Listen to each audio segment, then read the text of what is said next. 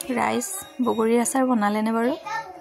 আজি মই বনালোঁ বগৰীৰ আচাৰ। প্ৰথমতে মই বগৰীখিনি ধুনীয়াকৈ ধুই 2-3 দিনমান ৰ'দত শুকুৱাই লৈছোঁ। তাৰপিছতে ঠাৰিবোৰ গুচাই এনেদৰে ফালি ফালি মই বগৰীবোৰ দিছোঁ। তাৰপিছত আকৌ এদিন ৰ'দত দিছোঁ। এয়া মছলাৰ বাবে মই লৈছোঁ 5 ফোৰণ, লগতে ক'লা সৰিয়হ কেইটামান আৰু শুকান জলকীয়া। এয়াই মই মছলাখিনি ধুনীয়াকৈ কেৰাহী এখনত পেন এখনত গৰম হ'ব দিলোঁ। তাৰপিছত ঠাণ্ডা হ'বলৈ দি মিক্সি বাতি এটাতে ধুনীয়াকৈ গুড়াখিনি প্ৰস্তুত কৰি লৈছোঁ। তাৰপিছতে এখন কেৰাহী গৰম হ'বলৈ দিছোঁ আৰু তাতে দিছোঁ মিঠাতেল। মই অলপ কমকৈ লৈছোঁ। তাৰপিছতে শুকান বগৰীখিনিৰ ওপৰত এনেদৰে হালধি আৰু নিমখ দিছিলোঁ, কিন্তু ভিডিঅ' কৰিবলৈ থাকি গ'ল। মই আৰু ইয়াৰ লগতে মছলাখিনি মই ধুনীয়াকৈ মিলাই লৈছিলোঁ। এয়া মছলাখিনি ধুনীয়াকৈ এনেদৰে মিলাই লোৱাৰ পিছত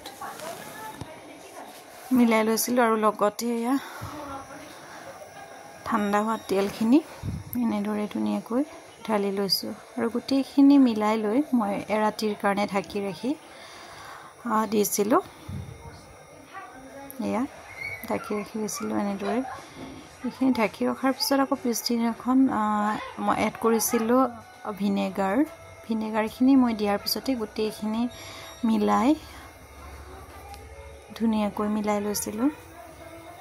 এয়া মিলাই লোৱাৰ পিছত মোৰ আচাৰখিনি আৰু আগতে ধুই ৰখা এটা কাঁচৰ বৈয়াম, মোৰটো বাৰু ডাঙৰে হয়, ইয়াতে ধুনীয়াকৈ এনেকৈ ভৰাই ল'লোঁ আৰু মই গোটেই বছৰটোৰ কাৰণে সযতনে ৰাখিলোঁ।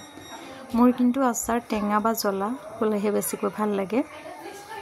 বাকী আচাৰবোৰ ভাল পাওঁ, কিন্তু টেঙা আৰু জ্বলা বেছিকৈ ভাল লাগে। আপোনালোকৰ বাৰু বগৰী আচাৰ খাই কেনেকুৱা লাগে জনাবচোন। এয়া মোৰ ইয়াতে বৈয়ামত ভৰ্তি নহ'ল বাৰু, তথাপি এতিয়া এইখিনি মোৰ আজি আচাৰ প্ৰস্তুত হৈ গ'ল।